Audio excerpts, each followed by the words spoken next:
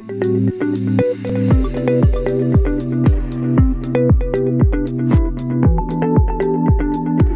everyone, welcome to InnoHealth Conference 2024.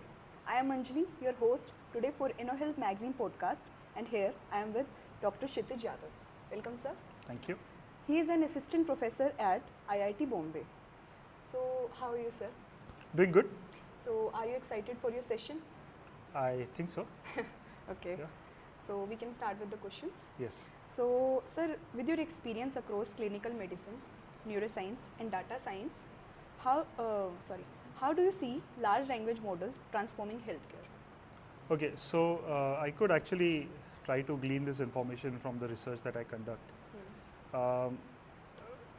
One primary thing that I would like to think about for large language models is, can it help you reach a differential diagnosis with some explainability, right? So, for example, recently we published a paper with IBM Research, and the whole idea was that can we use some smart prompting technique so that we can extract reasoning capabilities for the answer that is given by the large language model, and then develop a particular differential diagnosis on the top of it.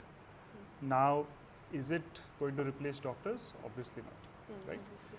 But the whole idea is when I was a med student, how did I learn differential diagnosis?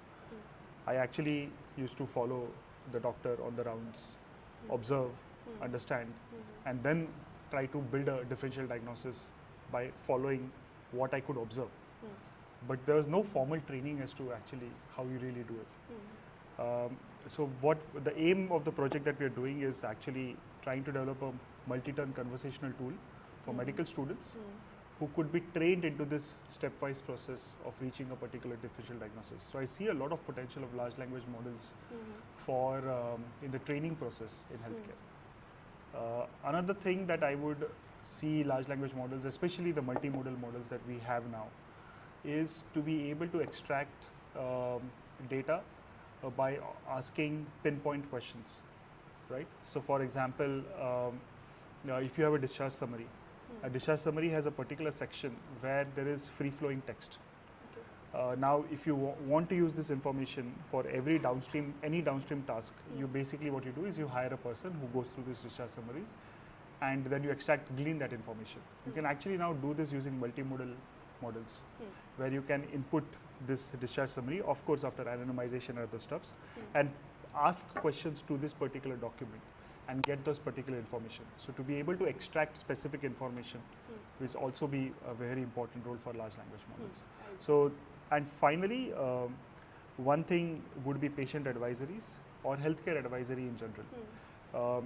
When you want to do, so for example, if a patient gets discharged from the hospital, then the patient goes home, and then they have a multitude of questions, right? Like too many questions. And most of the questions are the common questions that the doctor actually gets all the time. So can you automate this process? Now, automating it using a chatbot, which is very rule-based, becomes really difficult because it is not very interactive. So you can use this large language model framework to be able to develop chatbots where you have multi-turn conversations which are very personal, catered to the case history of the patient, and give very sound advice. But nowhere we actually replace the doctor. Okay. So, sir, when it comes to applying language models to healthcare, what do you see as the biggest opportunity for making healthcare more accessible and effective, particularly in a diverse country like India? So, from my perspective at least, it is the multilingual capabilities of large language models. So, for example, while the best large language models are developed on English datasets, most of the conversations that happen actually in India are regional languages. So now how one process to scale in a country like India is to actually utilize these multilingual language models to be able to give advisories, to be able to put in reminders for medications, for tests, which could be done at scale. Yes. So that is for a country like India, which I think is very crucial, that we should be able to do this. Given the skewed doctor-patient ratio also that we have, for the most repetitive questions that are asked to the doctors, we can utilize these services. Yes, I agree. Sir, from your work with digital health and neurogenerative research, are there areas where do you think language models could help have a more direct an impact on patient outcomes? So being able to, so for example, patient outcomes would be whether the patient has responded particularly well to the treatment, right? So being able to early identify a disease condition, right? It's a digital health where you're able to utilize this information, where you can pre-identify signals which could tell you towards which direction the patient is going. So we have this small, very important project going on with Tata Memorial Hospital, Okay. Which is a cancer specialty hospital, Okay. where we are trying to develop a predictive model to determine which treatment will work in a patient of Hodgkin's lymphoma. Okay.